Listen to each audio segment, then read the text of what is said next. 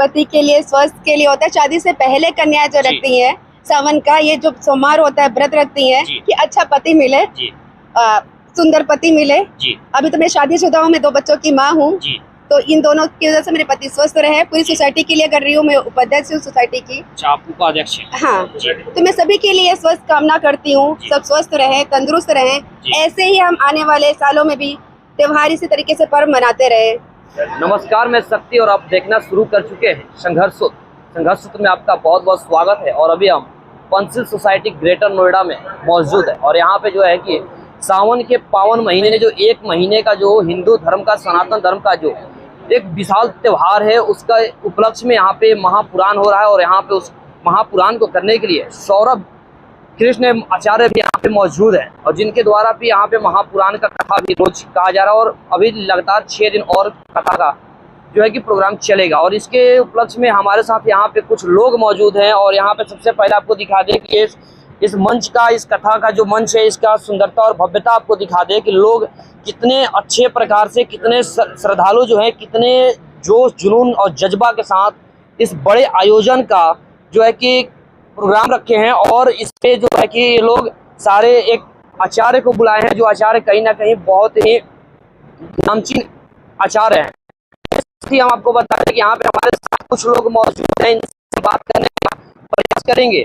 तो सबसे पहले स्वागत है भी आपका। धन्यवाद। मेरा नाम संदीप त्यागी है जी। ये कथा जो है 13 तारीख से चल के 20 तारीख को खत्म होगी जी। और सौरभ जी महाराज इसमें जो कथावाचक हैं जी। और जैसे कि आप सबको पता है कि सावन का महीना है, पावन महीना है और आज पहला सोमवार है। तो सुबह यहाँ एक बड़ी पूजा हुई है और अभी हमने रुद्र अभिषेक हुआ है, जैसा कि आप वहाँ देख भी सकते हैं। और रुद्र अभिषेक की प्रक्रिया हुई है और अभी शाम को 4 बजे से 7 बजे तक कथा होगी। ये रोज चलेगी 7 दिन तक जी। और जिसमें आप पूरी सोसाइटी को जोड़ने का कार्य किया गया है और सभी भाई हमारे इकट्ठे होकर इस कथा में ज्यादा से ज्यादा संख्या में भाग ले रहे हैं जी। तो इस पंचशील सोसाइटी में क्या इस आयोजन को जो अभी आप लोग कर रहे हैं, क्या ये हर साल होता है या इस साल नया हुआ? ये हर साल होता है।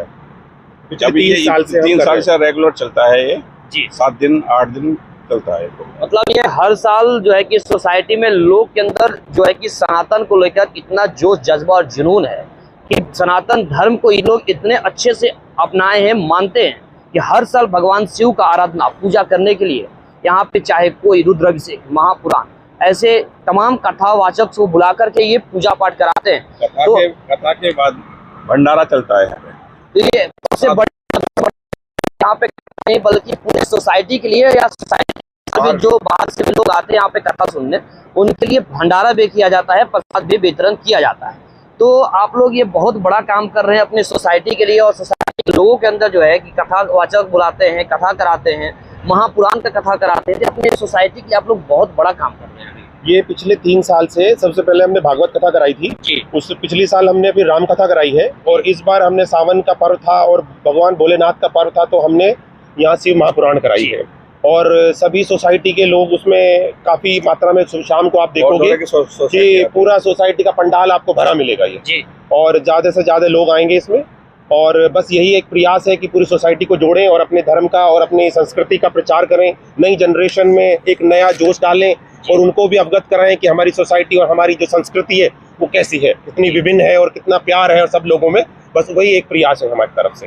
अभी तक फिलहाल कथा हो चुका है और रुद्र अभिषेक जो होता है वो भी हो चुका है, तब हमारी यहाँ पे मौजूदगी हुई। तो फिलहाल तो ये मंच और पंडाल खाली है, लेकिन जब शाम के टाइम कथा होता है तो कितने संख्या में यहाँ पे भीड़ हो जाता है? तकरीबन आप मान के चलिए 400 से 500 लोग मौजूद होते हैं और सबके लिए प्रसाद की व्यवस्था होती है। 4 से 7 हमारी कथा होगी, उसके बाद पुनः प्रसाद वितरण किया जाएगा। सुबह डेली पूजा होती है और शाम को 4 से 7 कथा है।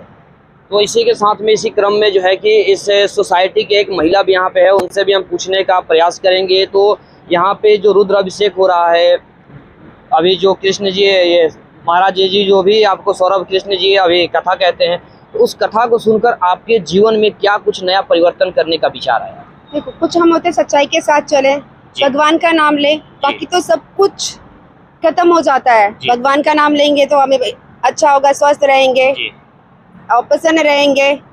बाकी तो हम लोग लगे ही रहते हैं रिस्पॉन्सिबिलिटी में, इन सब चीजों में। तो भगवान बस यही, आचार्य जी यही सिखाते हैं कि थोड़ी देर एटलीस्ट भगवान का नाम लो जी, शिव का नाम लो, श्री कृष्ण का नाम लो, किसी का नाम लो, लेकिन भगवान का नाम लो, भगवान का नाम। हाँ, हम सभी औरतें आते हैं, भाई लोग आते हैं, बहुत उत्सव की तरह हम मनाते हैं ये 7 दिन। हाँ, एक्चुअल में कहा जाता है कि जो सावन का त्योहार है, जो सावन का पावन अभी जो 1 महीने तक चलता है, ये जो है कि पुरुष तो इस त्योहार को करते ही हैं, लंबी कतार लगा करके कांवड़ यात्रा करने जाते हैं, अच्छे शंकर जी के जो भी भगवान का जो धाम होता है वहाँ जाते हैं, लेकिन ये कहीं ना कहीं महिलाओं के लिए कुछ खास इस त्योहार को माना जाता है।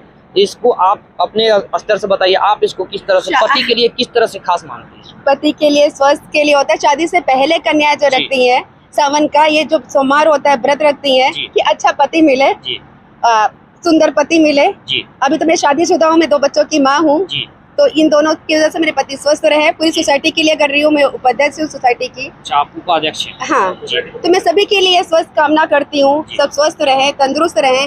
ऐसे ही हम आने वाले सालों में भी त्योहार इसी तरीके से पर्व मनाते रहे।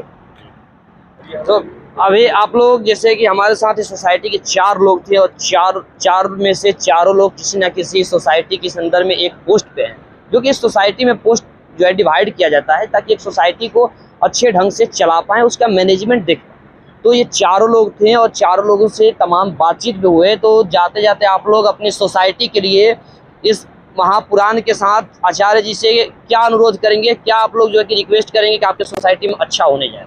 हम चाहते हैं हमारी सोसाइटी में सगुन रहे, सब एक साथ रहें, प्यार बना रहे और सब खुश रहें। यही मेन प्रयास है, सबको एक साथ जोड़ने का प्रयास है। आपस में पॉलिटिक्स बाजी ना करके हम सब प्यार के साथ रहें, एक परिवार के साथ रहें और परिवार जैसा ही व्यवहार हम एक दूसरे के साथ करते हैं। ये हमारी जो कथा समिति है उसके अध्यक्ष जी हैं। अच्छा। और वो हमारी एओ के उपाध्यक्ष हैं जी। तो बस यही हमारा है कि सब लोग एक साथ रहें, मिलजुल के रहें और भगवान को मिलकर हमको अध्यक्ष बनाया है। तो बहुत आप लोग जो है कि बड़ा भव्यता और दिव्यता के साथ अभी ये पूजा पाठ आप लोग करा रहे हैं, भगवान शिव का आराधना कर रहे हैं, जो कि लगातार 7 दिन तक करेंगे और इसमें तमाम प्रकार के खर्च भी आएंगे। तो इसमें कितने ऐसे लोग हैं जो आप लोग मिल करके इस पूजा का आयोजन किए? इसमें 13 लोग हैं जो समिति में हैं, वो 13 लोग मिलके प्लस इस पूरे पंचशील ने मिलके काम किया है। मतलब ऐसा नहीं है कि हम 13 लोगों का ही इसमें कुछ लेन देन है, सबका है। पूरे पंचशील के एक फ्लैट से एक परिवार का जो है इसमें योगदान है और सबका साथ है, और तभी इतना बड़ा भव्य प्रोग्राम हम कर पा रहे हैं। अगर हम इसे इंडिविजुअल 15-11 लोग तो मिलके नहीं कर सकते, तो सब लोगों का पूरे पंचशील का इसमें वो लेन देन है। तो फिलहाल आपको हम बता दें कि पूरे नोएडा और ग्रेटर नोएडा के अंदर में फिलहाल इस प्रकार का कोई भी कार्यक्रम जो है कि भगवान शिव का आराधना पूजन करने के लिए फिलहाल तो नहीं हो रहा है, और यहाँ पे हर साल इस पूजन का आयोजन किया जाता है। तो ऐसे हम कहना चाहेंगे कि ऐसे प्रकार की पूजा आप सभी भगवान शिव या अन्य कोई भी भगवान के लिए पूजा पाठ करने में कोई कमी ना छोड़ें। और जो है कि सावन का भी पावन महीना चल रहा है और सावन का भी 4 दिन बीते हैं, यानी अभी 26 दिन और भी बाकी है। तो इसमें आप सभी भी विचार बनाएं, अपने घर में, अपने सोसाइटी में, अपने मोहल्ले में जो है कि भगवान शिव का आराधना पूजा करें, रुद्र अभिषेक कराएं, महायज्ञ कराएं, जो भी यथासंभव आप सभी से हो पाए आप सभी पूजन पाठ जरूर कराएं। और ऐसे वीडियो को देखने के लिए और ऐसे तमाम 4 लोग जो हैं और इस पूरे पंचशील सोसाइटी के लोग जो कि मिलकर ऐसा आयोजन किए हैं, तो ऐसे लोगों के लिए आपका क्या विचार है कमेंट कर जरूर बताएंगे। नमस्कार।